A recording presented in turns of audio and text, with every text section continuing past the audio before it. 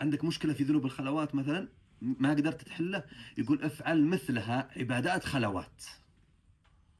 يقول هذه قاعدة عندهم، يقول سبحان الله الذنب العلانية سو مثله عبادة علانية، والذنب الخفي افعل مثله عبادة خفية.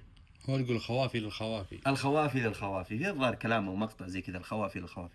ليش طيب العبادة بالخفاء ليش تؤثر على هذه؟